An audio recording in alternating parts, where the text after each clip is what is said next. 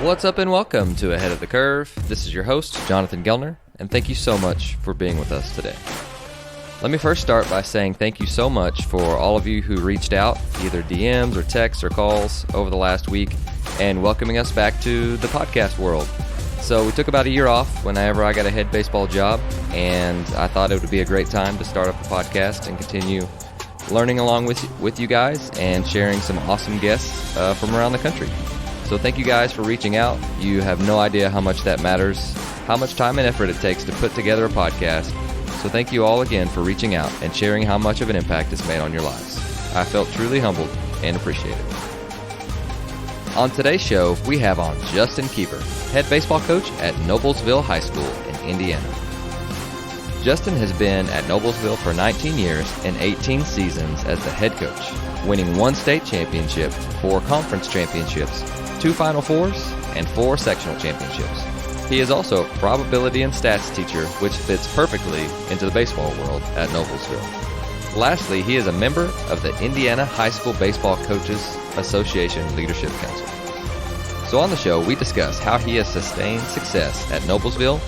We take a deep dive into standards and how they uphold them, what player meetings look like, and we also dive into what they're doing this summer and the upcoming fall. This episode is so good, and here is Justin Keever.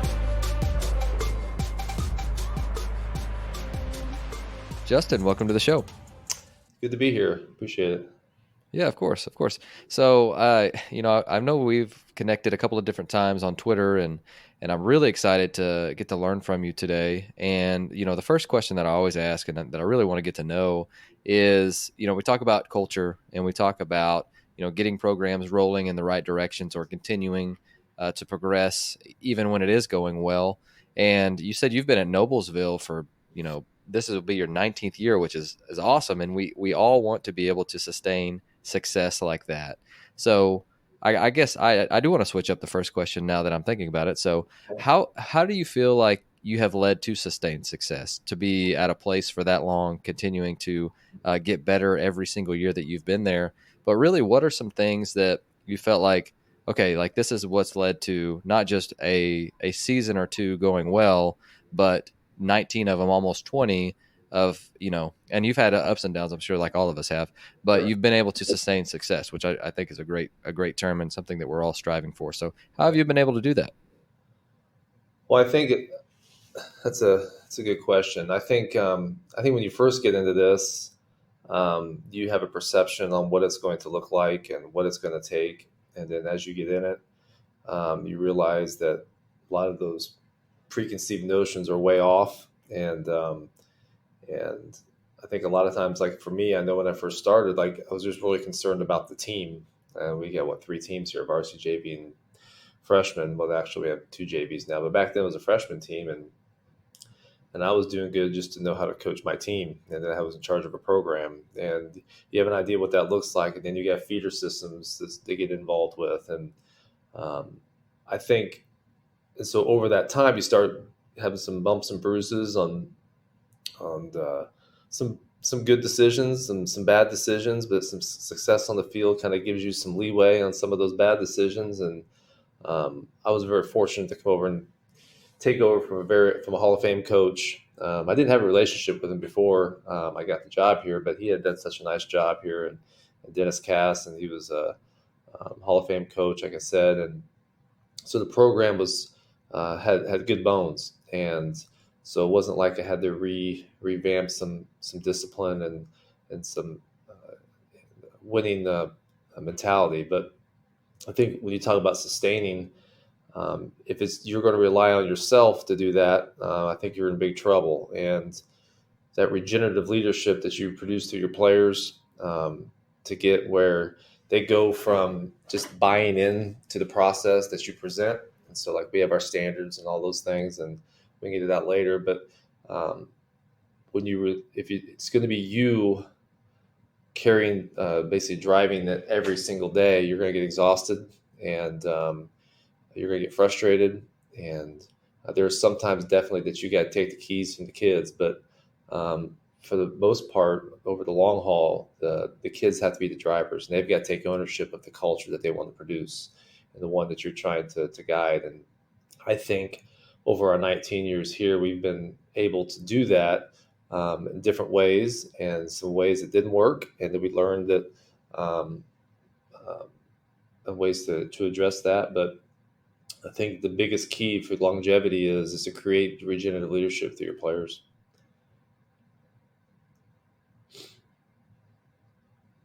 No, I love that answer. And, one of the things that I'm continuing to try and do, and I think we're all continuing to try and do, is promote that within our program and give players ownership. And, so I just finished my first year at Claremore, really trying to do that. And it was, it was hard, right? Because, Yeah, like, Coach Sherrill, who was here before, did a really good job, but the system is different. And the players are used to one thing, sure. and so this year I'm going to do a much better job of. I felt like year one I had to be in charge and teach everything, and so year two it's more of giving back to, and I had player ownership with different groups and stuff in the fall, but it was me having to teach not only the players and the coaches. So next year I'm hoping, okay, now our coaches are bought in and they know what, even just terminology here was a little bit different. So Right. now that they know that, now we can start to promote more of that within our programs and our leaders within our programs, and they can teach the younger kids. So that was hard in year one, and I can definitely say that year two is going to be better in regards to that. But Right. I would love to hear, since I'm going to be trying to do more of that, what advice would you give me in being able to let or like I guess I don't want to say promote, but create more leaders in our program and teach better leadership in our program, give more ownership opportunities. And how have you been able to do that? Well, I think just passing on as many responsibilities as possible. I think, and holding them accountable to that. And I would say the third thing is incredibly exhausting over communication. And I feel like I'm repeating myself, and you will be. And that's Sure. and Yep.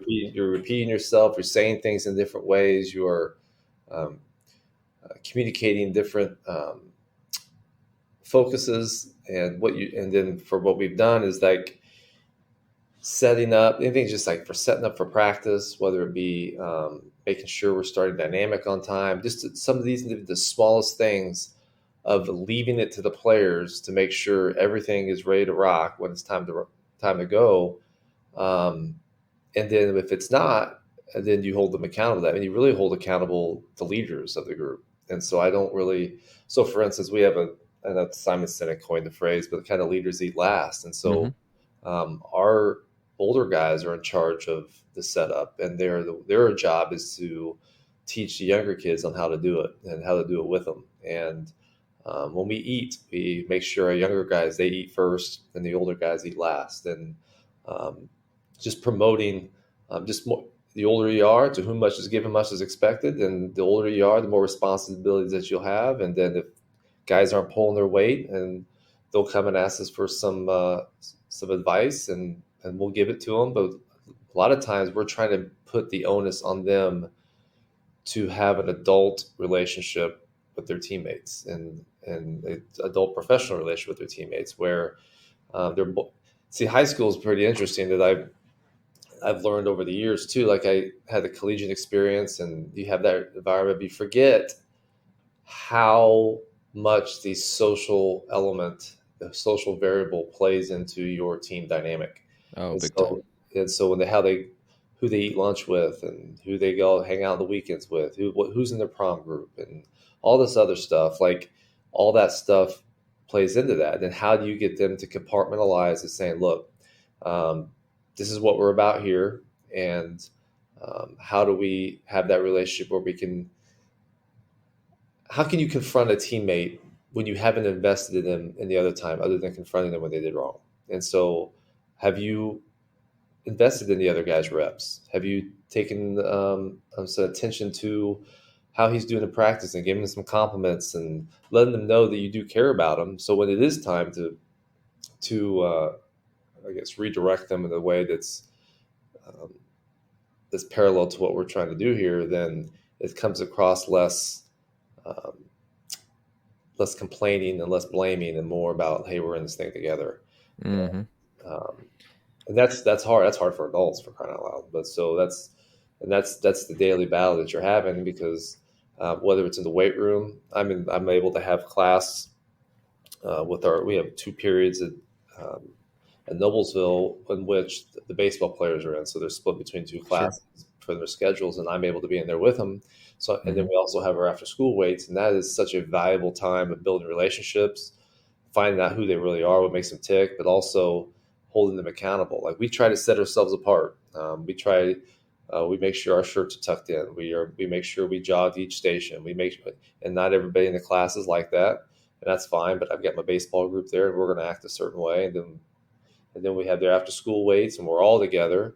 There's a different pace there too. This little things of discipline in which you hold them accountable, then hopefully they start holding each other accountable, making sure the shirt's tucked in, make sure they're getting to the next station, or make sure, hey, practice starts at 4:15. Where were you before any one of us get to them? So um, that's like you mentioned there. That's everybody's goal. That's everybody's ambition is to have a Mm-hmm. player-led team, but it does take a lot of work on our end.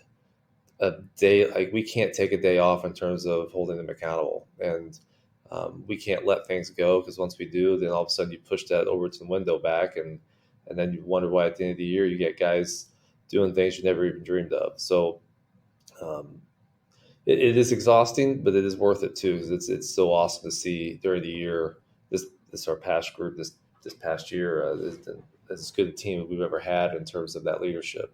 Many guys who didn't even play a whole lot were some of those guys in the forefront of being great leaders and great teammates. I love that, and that's a direct reflection of you and how you've go back to sustaining excellence over time. And I want to know, like, so you talked about standards. Can you give us a couple, and then we'll go from there, and I'll ask a follow up question with that. What are some of your standards? So we have a saying, like, first of all, every decision we make in our program is the program first, then the team, and then the individual in that hierarchy. And the way I articulate it is like Coach Keever is going to be done coaching someday, and you guys are going to be done playing. But what's going to remain is the program. That's the thing that's infinite. And so we're going to make sure all of our decision making supports that. And we want to do what's best for the team. We definitely want to do what's best for the individual. But if it's in conflict with any of those things, then the hierarchy will prevail beyond health and all that stuff. I mean, obviously, but in terms of whether it be playing time or whether it be the way we go about our business in terms of discipline, the way we take care of our facility or whatever, that's our kind of our built-in scaffold on how we make decisions. But then we have, like I went to Butler, and the big thing at Butler was called the Butler Way, and it's got some biblical principles to it, and it really hits the nail on the head. We call it Miller Ball here. It talks about demanding commitment and denying selfishness, accepting reality, but working to improve each day while putting the team above self. And it really hits all those things. And we talk about our principles, we call stuff, STUPH, and servanthood is leading by giving. The T is for thankfulness in every circumstance, whether it be good or bad. There's always a learning opportunity. Unity, we don't want to divide our house. We're going to have conflict. In any family, you're going to have conflict, but we don't want um, to go outside that circle and tear each other down. And then P is for passion. We don't want to be lukewarm. We're either all in or we're all out. And I the love that. humility, and then the humility piece is the last one, the H, and that's a big one because it's about understanding our strengths and our weaknesses, knowing what we Sure. we do well and what we don't do well. And like John Wooden says, don't let what you can't do get in the way of what you can do. And Sure.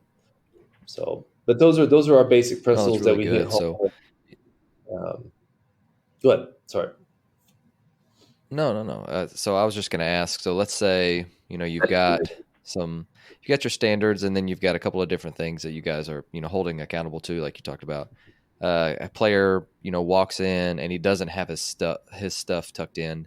What is your reaction, and then how do you correct the behavior?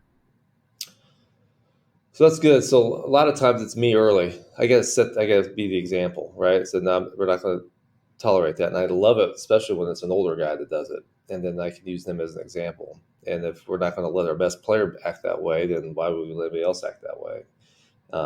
But there are times where I said, this is a simple example where like, hey man, like Billy didn't have a shirt tucked in. I want to fix that, and then they'll go over and do it.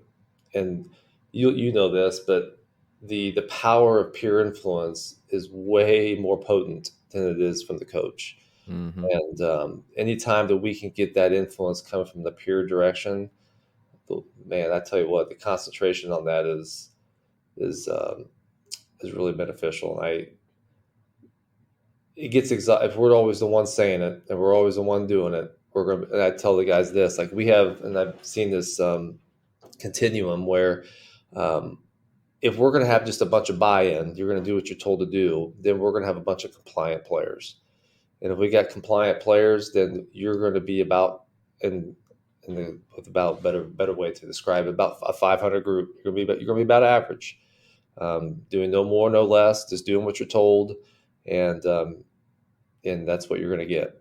And then if we get a bunch of committed players who are going above and beyond and holding themselves to a higher standard, to a championship level in terms of how we go about our business, never have to be told what to do, and everybody always being the first one here or doing the extra work, then we'll have a winning team. But the idea is that we would need to have at least a handful of guys that are compelled, who are going to do all those things, and also bring some of those guys with them, some of those compliant guys, and move them to that committed group and bringing them with them. And that's the goal. It's a never-ending battle that you're trying to fight. I mean, they may not even get the lesson until they're 27 years old, but that's the idea. I try to, I don't know, parallel it to, hey, you're going to be in charge of your family one day, and what are some of those actions where you're going to be last? Like your needs are last, and so how are you going to make everybody else better around you? And then what's that going to look like? And the greatest practice that you have right now is being part of this team. I love that. So, one of the next things that I really want to go into, well, let's first wrap up your season. So, how was 2023 for you guys, and then where did you finish?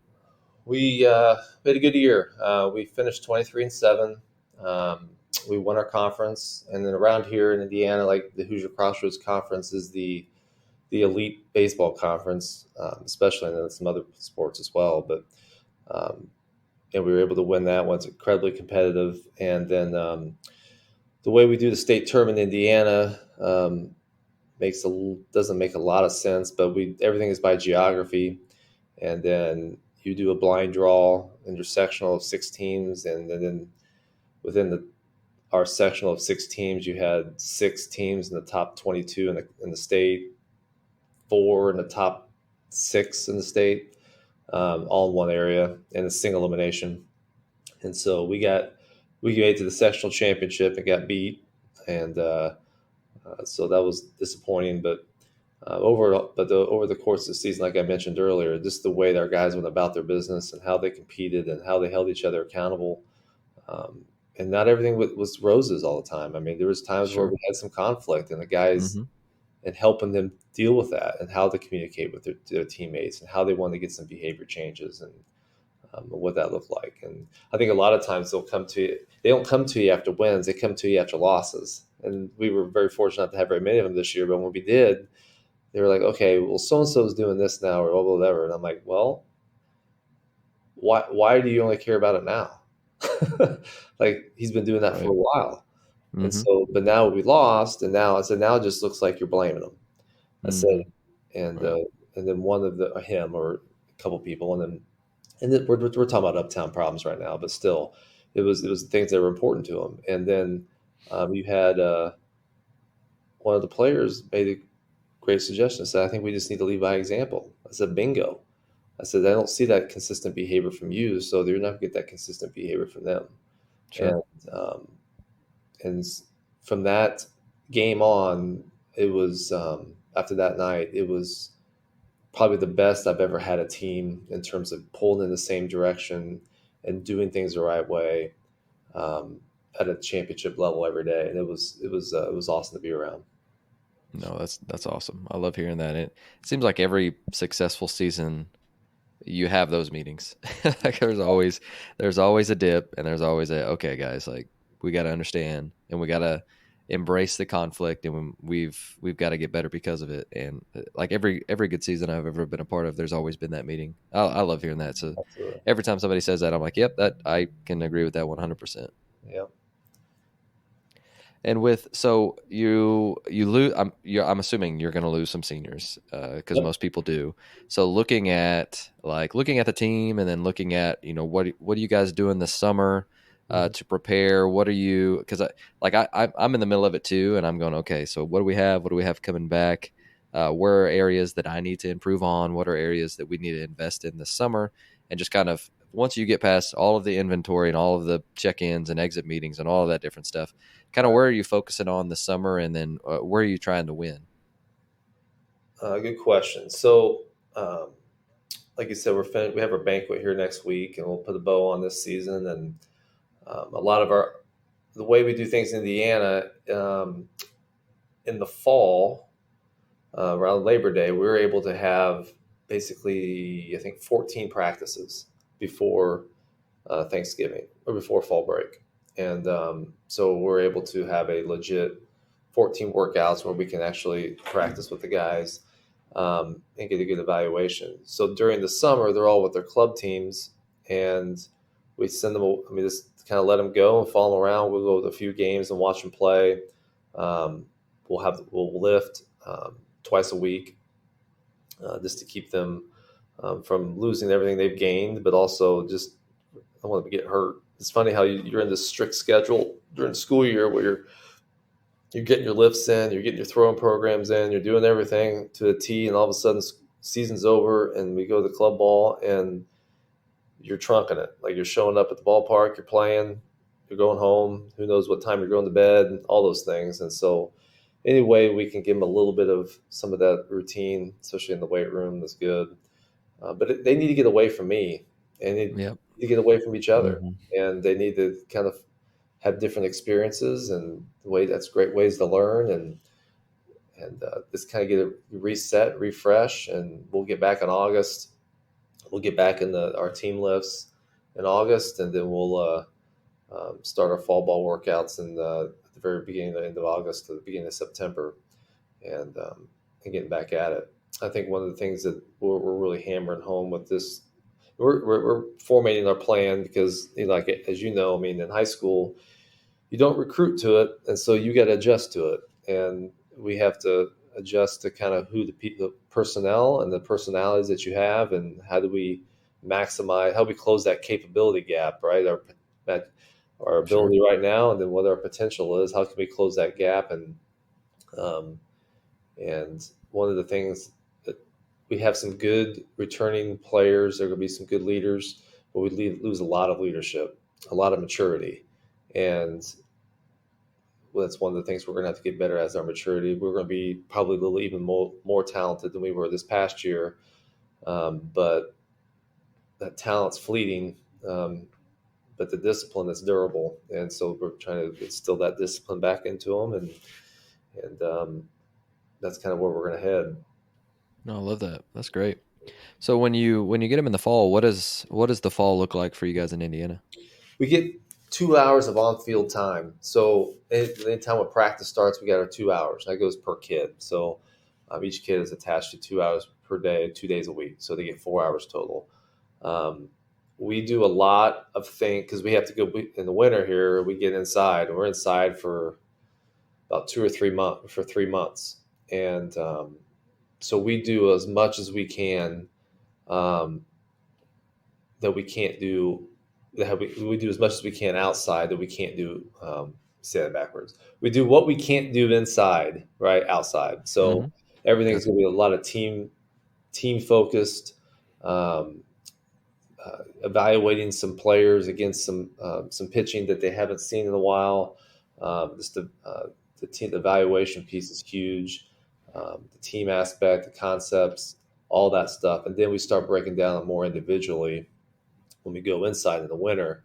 But we only get, to say it again, like we only get 2 hours, 2 days a week, and so a lot of that individual work is going to have to be on their own, and Hmm. we're trying to teach them how to play the game and how to be a great teammate. It's really, Sure. and that's one thing I've learned over the years where I've tried to be like the guy trying to teach them all the skills and all this other stuff. Where it's like, okay, what are the big rocks here? Because this is the only time we have.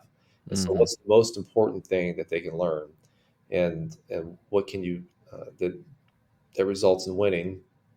And so we've kind of narrowed those things down to what that looks like. Um, One thing we do in the winter, though, however, we spend a lot of time, and we're allowed to, with that just movement patterns for our pitchers, using the core velocity belts and the med balls and all that stuff, and using the slope to teach that timing. And that's a great. What's one of the good things about having to be stuck inside, and then in the winter is that it forces you to get back to basics on some of that stuff and reformulate some patterns. You guys take much time off from throwing? Yeah, so when we get done at fall break, which is around the middle of October, we'll shut them down until after Thanksgiving. It's usually Okay. it's about around December when we'll start our on ramping program. Um, I've seen both sides of that. I think a lot of and you may know more than me on this, but what I've witnessed is a lot of the people who never stop throwing, like the Scherzers and those guys in the world, are grown adults. I don't know Mm-hmm. what it is for guys whose growth plates are still open, right? Right. And so we just do the customary 6 to 8 weeks of shutting it down. Now when we shut down, we're still doing our movement patterns, we're still doing the med balls, we're still doing um, our band work and all that stuff. So we're not getting stale, but we do kind of refrain from the overhand stuff, and then we'll start ramping it back up. Okay. Yeah, sure. Of course. So, yeah, and so you guys will start throwing again in December, and when is the first game? March, into March is our first. Okay. So we So you get, guys have several months. yeah, so our limited contact period ends, just about the second week of October, and then it picks back up there at the very beginning of December. And so we get those 2 days a week again. And so that's for the team stuff. And Cool. we still be able to do some conditioning because Indiana passed a rule starting in January that any catch play is considered conditioning. And so Oh, okay. that allows us to condition the arm as well. So That's we're good. very fortunate where we have a long time on our on ramp to not be able to rush it, and which is is the most dangerous part is that on ramp time and getting Right. off the ground. And so Right. it's been nice. So do you guys do? You said you do a lot of stuff inside for in the the middle of the winter up there, Uh, and how do you? What are some different things that you really like that you guys do? You're like, if I left Noblesville tomorrow and I went somewhere else, I know that we would do X, Y, and Z no matter where I went. Does that make sense? yeah, definitely spend the time with the pitchers, with the PVCs and stuff like that. That's something we will never. I mean, that's one thing that we've always, the whole rage of the arm strengthening stuff and like trying to figure out, okay, what's the best way to maximize our kids' ability, and then really just focusing on from the ground force stuff and just teaching those movement patterns and we don't have to stop doing that. That's something we can always Sure. do, and using the Right. mound. So we've got about 10 or 12 mounds, 11 mounds. We have 11 mounds and we use them all um, until when we do our conditioning and just getting used to that timing on the slope instead Mm-hmm. of getting away from the flat ground, which, as you know, is a different foot strike timing that they get used to. Sure. But that's one. The other thing is too we've done when we're in the cages inside. A lot of times, and this is how I've been for about most of my career. You set up all these stations, right? And we're going to work on this part. We're going to work on that part. We're going to do. Mm-hmm. It becomes more activity over achievement than anything. And going back to the big rocks, when our hitting coach Kevin Fitzgerald is like, "Look, I think we just need to spend more time teaching our kids the strike zone. So can we teach them and hold them accountable to the strike zone?" And we've gone to where we've just only set up 5. We got some bunting stations going on, but in the cages, what we have is we got a guy standing up, throwing pitches, and they get 5 pitches before they got to rotate. And they may not get a swing because all of them are balls. And if they're all balls, great. You had a great round. Next guy's turn. And so we've really focused, and that really helped us this year. We had an unbelievable amount of walks this year. cut down our strikeouts just from our guys understanding the strike zone for one, and then two, understanding themselves of what they can do damage with less than two strikes. And Okay. um, that was one of the big things that I definitely know we're going to be doing again next year. Um, because like we've said, hey, look, man, you want to go work on your swing. You're going to have to do that on some other time. Like right now, it's not about your swing right now. This is about teaching you how to be a good hitter. And Right. and that's understand the strike zone. And there's a lot of accountability going on that, like with their partners. Like, okay, you had to tell your partner where that pitch was. Where was that pitch? And then you tell your partner, the guy that threw it, he's like, nah, man, that was a lot of plate. That was not on the black, man. That was a lot of white. And um, how many times did we see a hitter take strike three? They thought it was way outside. And you go back and look at the film, like, good Lord, dude, that was center cut. but that's uh, Yep, I've been there. that's some of the things that we'll definitely continue to do. So how do you teach it? You just because we use the like the 7-ball plate, and then we use like a letter ladder, and they kind of use the vertical and the horizontal numbers and letters to be able to communicate that. And I thought that was really good, but I'm always looking at different ways to try and like improve their strike zone recognition, because we swing at strikes, or we hit strikes hard and we take balls. I think we're going to be fairly decent. At Right? least that's a start, right? But I mean, I'm always trying to steal other people's ideas, Yeah. which is why I started the podcast. But I'd love to hear how you guys teach it up there. Well, I love it when I tell a player, go, hey, man, this game's hard enough to hit strikes, but yet you want to swing at the balls. And I don't understand that. Then Yeah, for logically, does sure. that make sense? Like, no. Then what are we doing? But we use a lot of video, like a lot of video. And we'll, like, especially when we go live ABs, which we'll start that in end of January. When we're starting close to get live. I think it's beginning of February. I can look at my calendar, but it's the beginning of February. We do live ABs. We video everything, and then when we get done that night, we throw it in the huddle, send it out to the players, and they'll go find their ABs, and then Oh, that's cool. yeah, and so they get to see exactly what they're offering on and what they're taking, Hmm. and we use the Rapsodos, and we have our flight scope. Um, just it's nice to use the during those sessions, because then it kind of cuts out the ball strike arguing. Sure. Yeah. And so the catcher wants to call everything a strike, and the pitcher wants everything a strike. The hitters want everything a ball, and then we have the coaches can see something, but the flight scope kind of sell, or the Rapsodo kind of settles the argument. Sure. But we use a lot of video. Okay. Do you do you guys use video delay at all? Like the video delay app? Yeah, our catching coach does. He does that a Okay.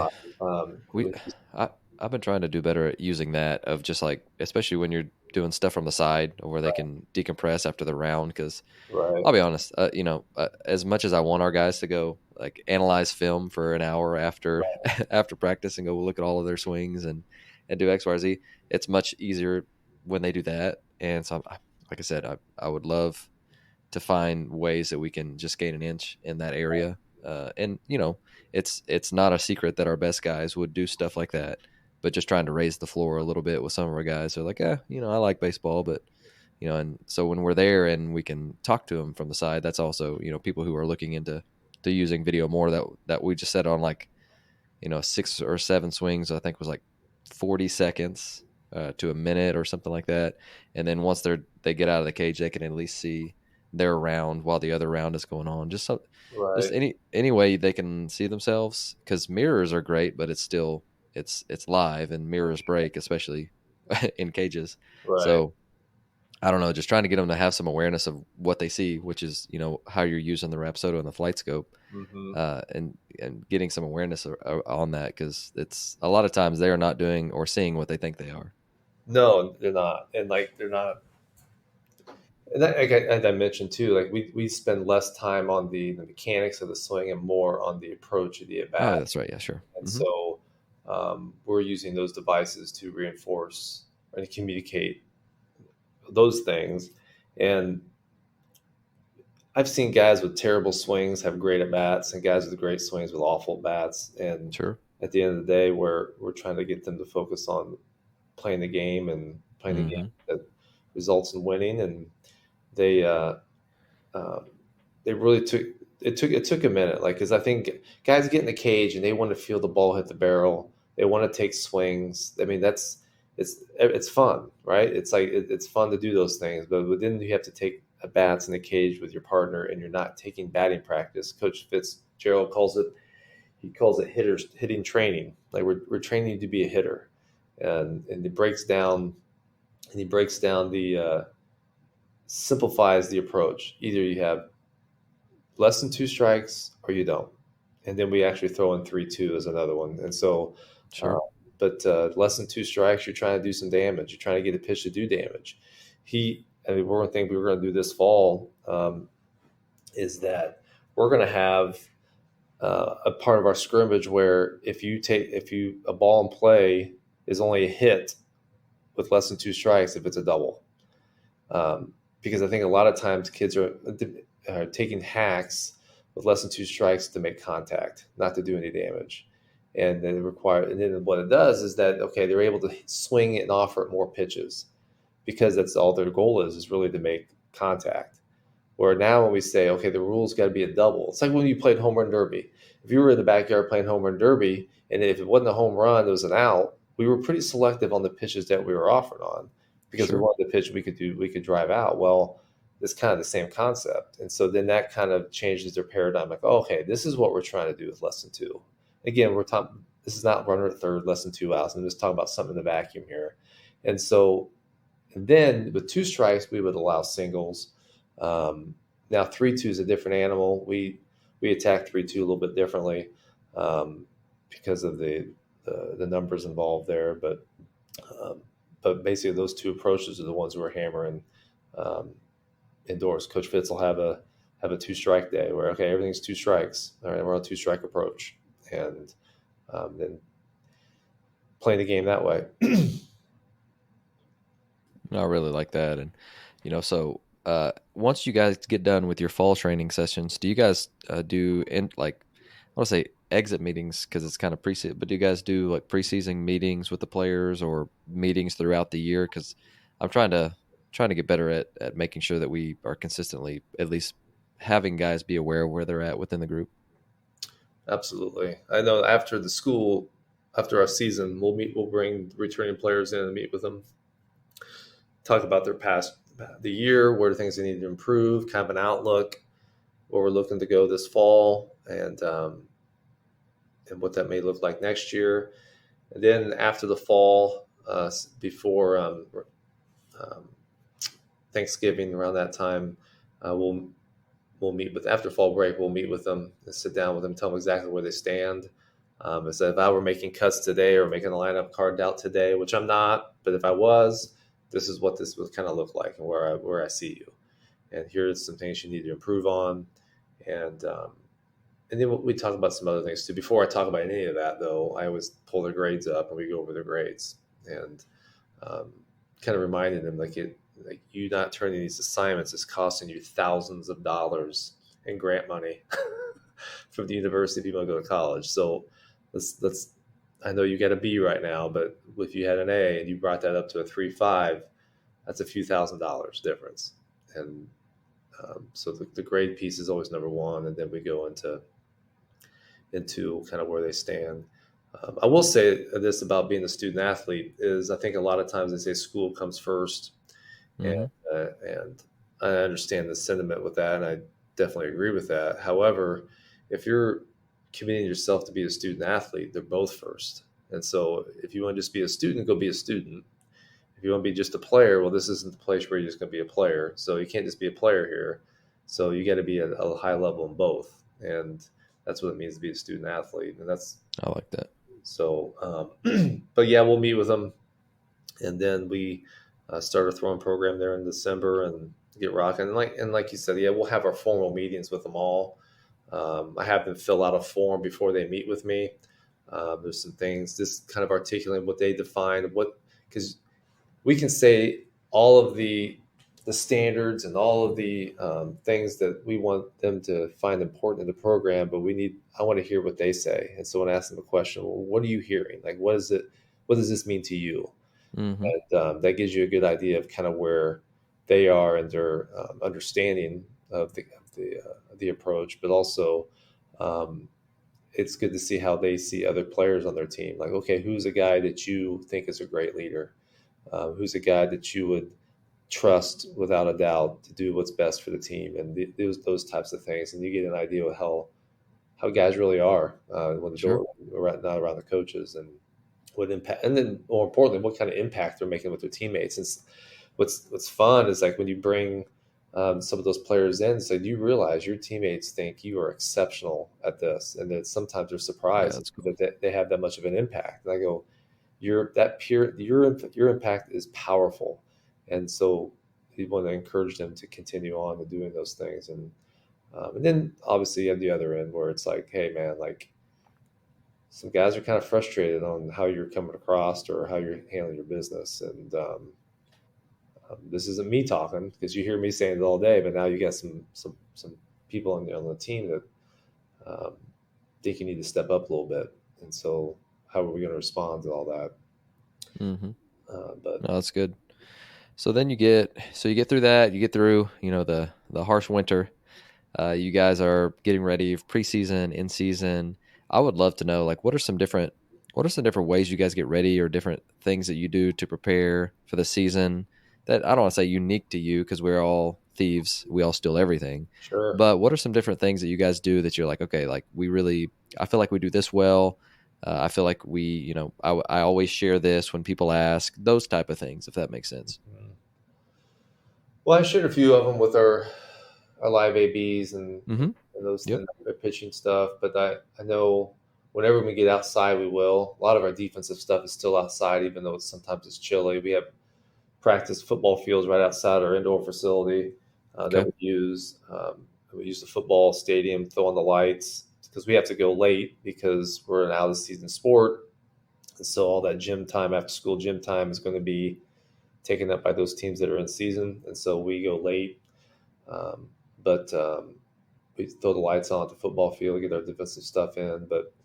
Um, but I don't know if there's any secret sauce to all that. I do think one of the cool things that the players do, this is around Christmas time, is they do like a victory challenge. Everybody wants to play in Victory Field, which is a AAA ballpark here in Indianapolis, is where the state finals is, and so we have a victory challenge. And one thing I've done is that I make them um, map out how they want to do it.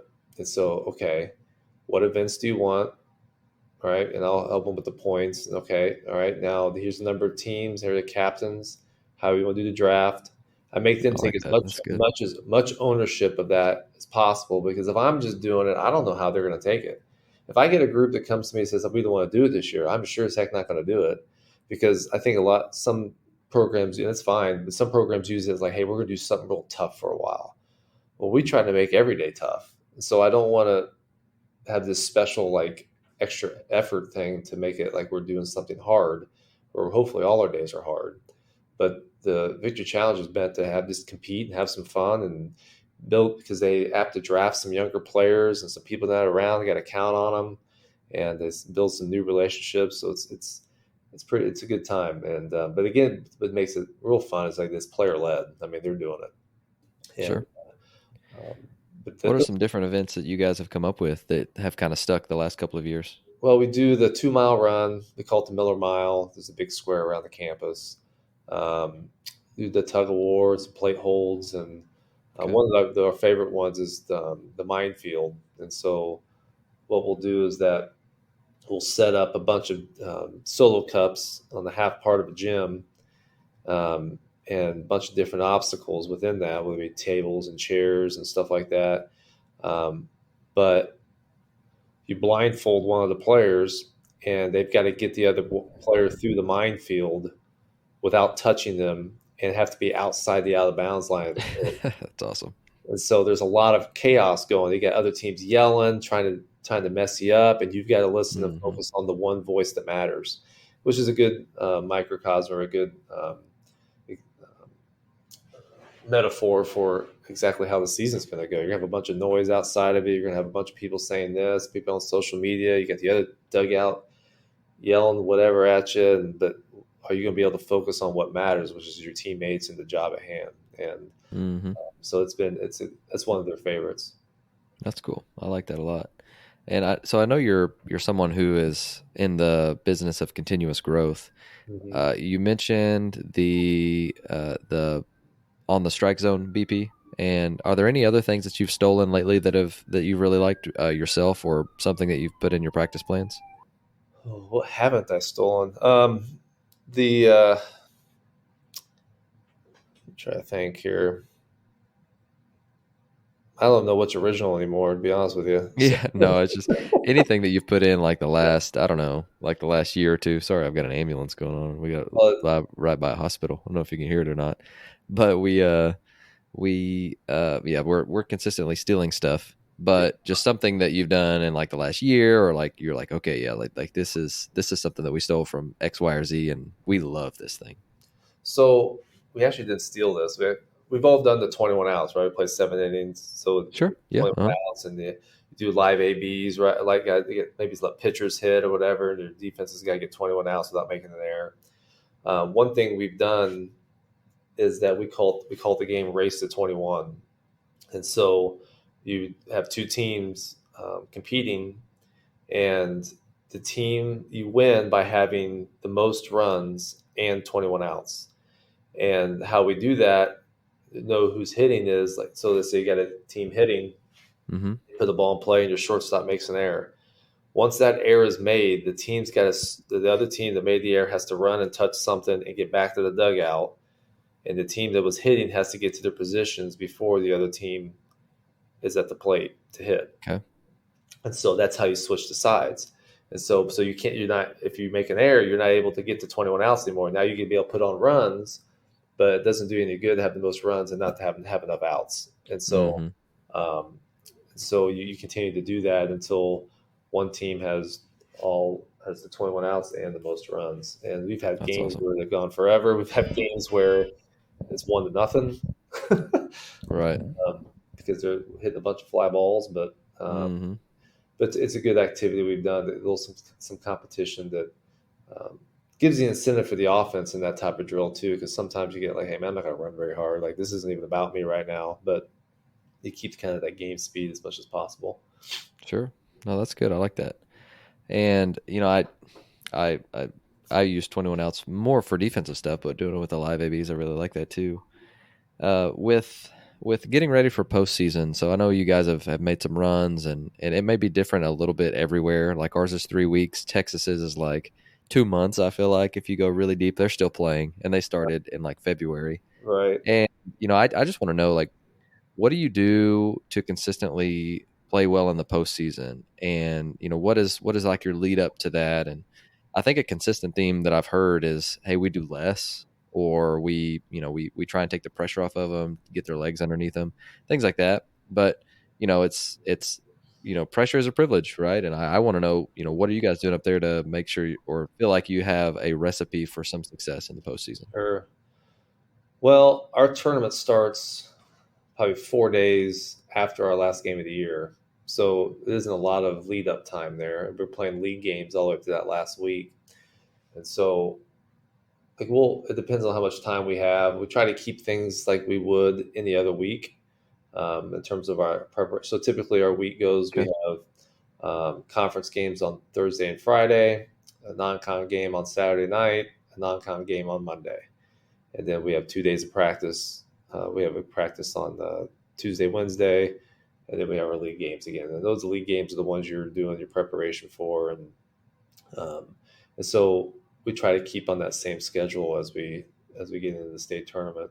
Um, Again, like ours is single elimination, so it's um, and found that I can, especially in high school baseball, and actually watching the the regionals is not too far off, but way Hmm. more games are lost than won, Oh, and, absolutely. and so how do can we?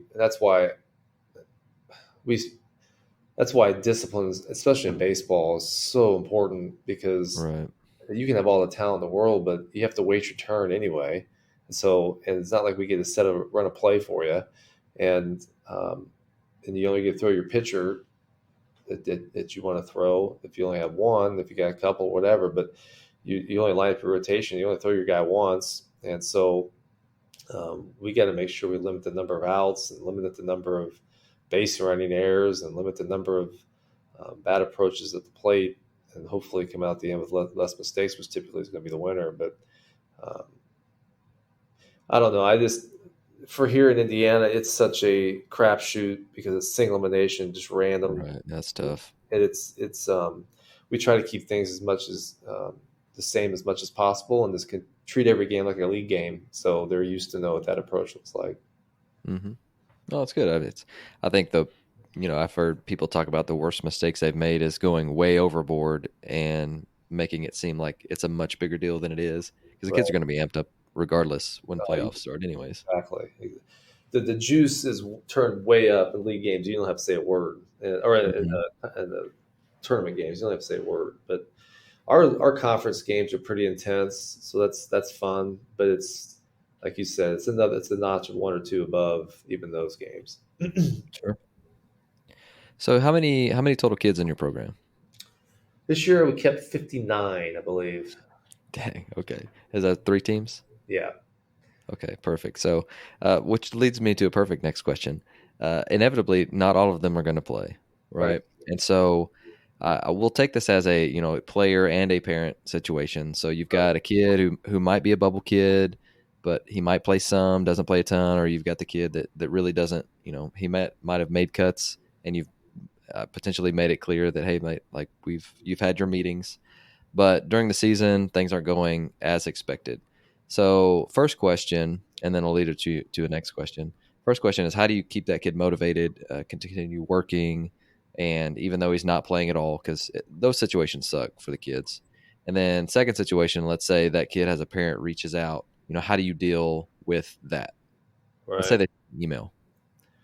Well, let's talk about the player first, because I think that's our number one responsibility. Absolutely.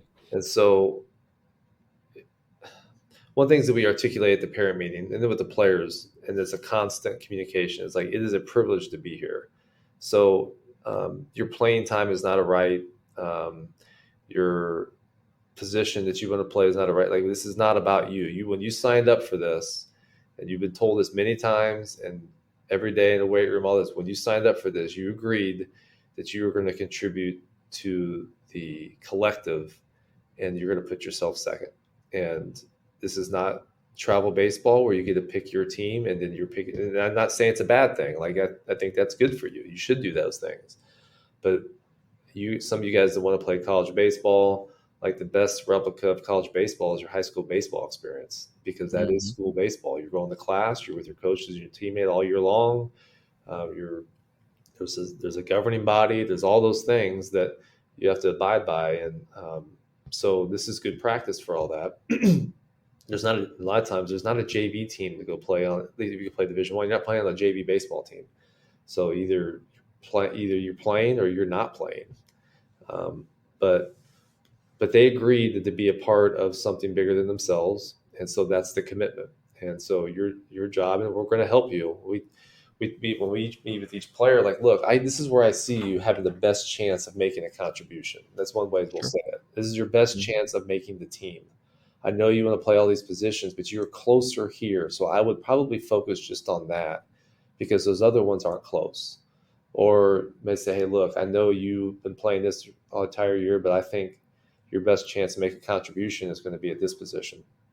But it's and then they come in, and our kids are really good about this. They come in and ask, like, okay, what do I need to do to get better? What are some things that hold me back? And our door is always open, but we're going to tell them the truth.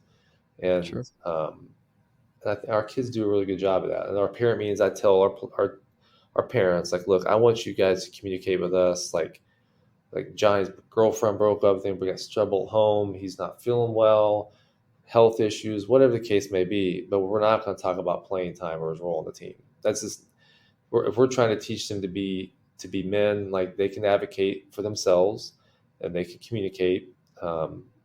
back and forth, but we're not going to get into this debate where you see your kid, because it's really, with all due respect, this isn't about you, and this is about um, his place and it's something bigger than himself, and so Mm-hmm. his team and what he can Sure. contribute, not what he can. What can you invest rather than what can you take away? And it's all about investment. And then in your investment, you're inevitably going to get some things out of it. But um, and so I'm trying. And the long answer to this question is like we're really just trying Oh, to that's good.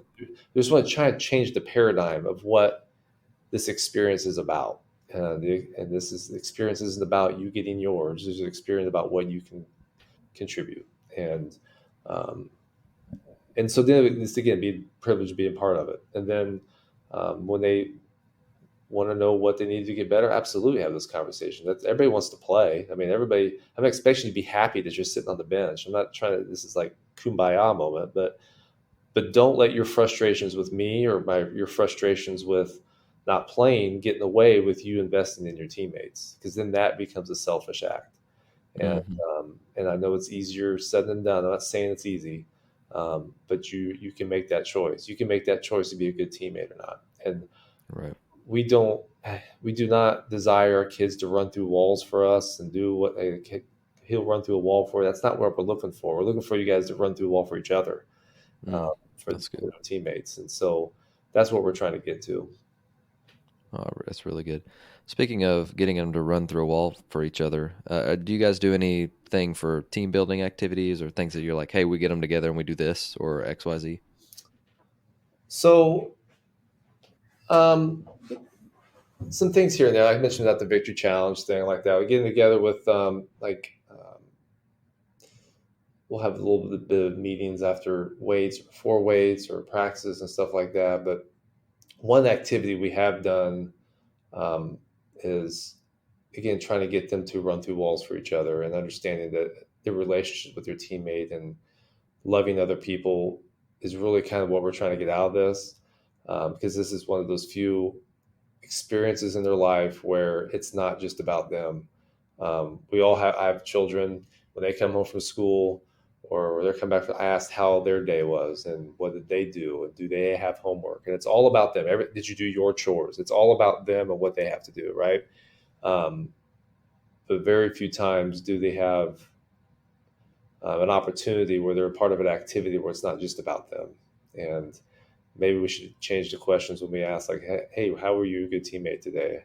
And that, I'm talking to myself on that because I didn't do a very good job of that as a dad asking those things. So, um, and so because on that note, it's like one of the things that we have done is that you're to serve your teammates and to serve each other. And I'm a Christian, and so Jesus Christ is obviously a big part of my life, and somebody who laid down his life for all of us. And one of the things that he did as a picture of that was before his crucifixion was washing the feet of his disciples. And so I don't have our guys wash each other's feet, but there are times where I'll have them choose a teammate and to grab their spikes. We wear white spikes, and to grab their spikes and the night before a game, and we'll go around. If you got your spike chosen, somebody else will pick your spikes, and that night you're going to clean the other person's shoes, and you're going to make them look pearly white the next day. And if they're not, that kid is not going to play. So you may contribute to him not playing that day, and this forces us to, I don't know, just invest in somebody else in a way that may not be, hey, high five on the field, but going to do a chore for them. No, I love that. So I've got a couple of quick hitters for you, and these are stuff that you may have a great answer for. You may go, we've already covered this, or different things like that. But I was like, what are some good things at the end of the show to kind of throw at you and see how quickly you can think on your feet. The first one is, what's a drill your players love that we can steal from you? I like that race to 21. It's one of their favorites. Okay. Second one is, what's the latest thing that you've learned that's made you better at your job? Hmm. I think being a father. I have Man, teenagers. yep. So Being a father in general, for sure, but teenagers. Oh my gosh, yeah, that's crazy. that's given me better insight, not only of who they are, because I work with these Sure. people every day. I do teach them, but Right. it's interesting coming from that end of being a father. Being the father of a teenager also gives me more empathy to parents of our players, uh, Mm-hmm. and the way and ways to communicate to them. Do you coach your own kids? Yeah, my son just graduated. He just is finished the Oh, year. He's okay. a pitcher for us, and that was an awesome experience. He did an awesome That's job. It's wonderful. a tough spot to be in, and Oh my gosh. all the families and Dylan, which is my son, just handled everything awesome, and it was a great experience. What's he gonna do next year? He's playing. He'll be pitching over at IU Kokomo. Oh, wonderful. Congratulations to you guys. Yeah, thanks. Let's see. Next question. We've got what? Okay, so this one's kind of tough too. So, if you could boil it down, what's the one thing that you've implemented that's made the biggest impact on your program? Well, I think the most important position on the field is the pitcher. I think we all agree with that. Um, and how we've how we've done our bullpens and how we've charted our bullpens. Um, we always talk about how to throw strikes and throw strikes in multiple pitches and stuff like that. One thing we've done is that we've done the 3 pitch bullpen segments Mm-hmm. where, The A3P. yeah, you got to get. So, but what way we do in our bullpen is that they got to throw at least 2 strikes in the first and every third pitch. So, and they get 1 point for getting to 1-2, and they get 2 point or 3 points for going 0-3. Wipe them out quickly. And when we usually allow that to be a wipe, especially if we don't have hitters yet, we'll allow for a wipeout pitch to look, and we'll be subjectively judging it whether that's as an effective competitive pitch. I'll know too, but and we just keep those points. And why I think it's real beneficial is that one of the rules that we do have is like, okay, you got 3 pitches, you have to throw at least one off-speed pitch in those 3 pitches. Um, and you can throw all 3 off-speed pitches. Just give them the confidence to throw those off-speed pitches and those hitters counts or whatever. But one of the what makes it awesome is like the kids really care about it, and that's really, and I've seen the past couple of years since we've been doing this, our strikeout to walk ratio has been as best I've ever had since I've been here, um, because as we talked about before, there's way more ways to lose a game to win a game. And one of the biggest ways to lose it, especially in high school baseball, is putting people on without making them swing the bat. And um, those are one of the things we've been able to cut down because of that. Oh, that's really good. I like that. I may be stealing that from you. So let's say you're like 25 pitches, or I guess I don't know. I'm not good at math, but I don't think that divides by 3. No, But let's that, say you do 30 pitch pins. So you do yeah. like 10 different sequences with 3. Do they throw 3 and then the next guy throws 3, or do they throw, So, all 30 and then right. it's just broken up into a point system? So one of the things we do with our bullpens is like we're not only conditioning the volume of the pitches, we're also conditioning the ups. So because the starting and stopping, right? So that's that getting used to, like, okay, let's say we're up to 60 pitches. So we have 60 pitches, 23 sets of 20. Then we'll do 60 pitches, 4 sets of 15.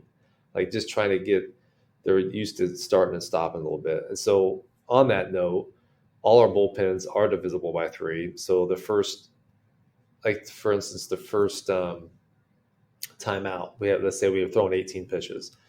Well, I will make sure what we'll do is that you'll have 2 sets of 3 and then switch, 2 sets of 3, then switch. And that way the stints are shorter and our focus time is a little more compressed, and then we'll start to breaking it out, branch it out, and have your sets go a little bit longer. Increase the number of bats. Basically, what we're doing is we're doing the bats. And we're focusing the at bats on the first 3 pitches. We can win the first 3 pitches. We're going to win a lot of at bats. Flipping that, we're leveraging. We talk about a lot of people talk about strike one being the most important pitch. For us, the most important pitch is 1-1-1, and so that's kind of what our focus will be. But when we do those bullpens, yeah, it depends on where we're at. But early on, we'll do shorter sets and switching. And then once we get longer, let's say they got a set of 15 or a set of 18, they'll do those 18. But every third pitch, they're resetting that at bat. And all the charts are formatted easily for them to see. They'll have a warm-up set, which will do about 15 pitches of a warm-up set. They'll sit, let the other guy go, and then they'll start their competitive bullpens with the 1-1 counts, with the 3-pitch segments. That's good. I really like that. I actually had Tom Marker on, an Ohio coach, I think last year, and he mentioned that. So once you hear it once, you're like, okay, that's interesting. Once you hear it twice, it's something you should probably implement. Right. So if you're listening to this, go ahead and we'll all steal that from you. Last question. Yeah, go ahead. I got it from the pitching coach over at Taylor University. So, nice. Yeah. In on that for sure. All right, there's 3. I'm in. Yeah. The last one I've got for you is share with us a failure and how that's propelled you forward. Oh, shoot. There's so many. I say that too. Yeah, all the time. I think, let me say it this way. I think losing is a really good teacher. And I think what it does is that it brings you attention to some shortcomings that you wouldn't probably notice if you were winning. Kind of like the example I used earlier with our players. The only reason I know how to say that to them is because I've done it. And sometimes we continue to do it. And I think when you play a tough schedule, when you play other teams where we try to make our schedule really difficult, because I don't think and we try to balance it a little bit, because I do think you don't want to shut down your central nervous system by always banging your head against the wall, but we like to make it difficult. So we talk about one of our principles is embracing reality. Well, you can't embrace reality unless you're willing to confront reality, and playing the good teams do that. And I think anytime we're confronted with reality is a great opportunity to learn. And we definitely do that. And then you look at, okay, why did we lose? All right, if we're not doing this, why aren't we doing those things? When we do our goals, and I got this from, I forget his name, but the whole character process results and how we set our goals. Mm-hmm. What is our desired outcome, and what are the things we're going to do to accomplish that outcome, and then what are some character traits that are going to keep us accountable to do the process every day, right? So, and then we kind of use that setup to say, okay, why didn't this happen? And then you can point to, all right, well, we aren't doing this. Okay, why aren't we doing this? And then it can reveal some uncomfortable character flaws that you got to adjust. And it could be whether I don't have any patience. It could be whether I let my temper get out away from me, or it could be where I got lazy. It could be whatever the case may be. I think it's different things. But I would say that'd be how I answer that question. Is I think what's great about sports is that you don't win all the time, and then and then when you lose, you're more sensitive to learn as to why that happens. No doubt. Well, Coach Keever, I appreciate you coming on the show, and I'm sure there are going to be some people that want to get in contact with you. What would be the best way to do that? Hit me up on my email, Justin_Keever at nobl.k12.in.us. You can do that. I'm on Twitter at Coach Keever. That we can exchange information. I don't like to have too many conversations on Twitter. I mean, sure. But we can definitely hook up that way. No doubt. But thanks for having me on. I appreciate it. It was a good time. No, of course. Is there anything else you'd like to tell our listeners before you go?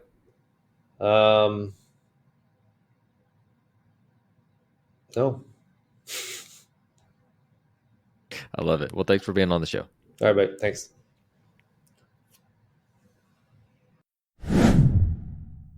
Thank you so much for listening to Ahead of the Curve. If you would do us a huge favor, leave a rating or review wherever you are listening. And if you enjoyed this episode, share it with someone and tag us on social media. That would help us so much with growing the show. and helping others to stay ahead of the curve.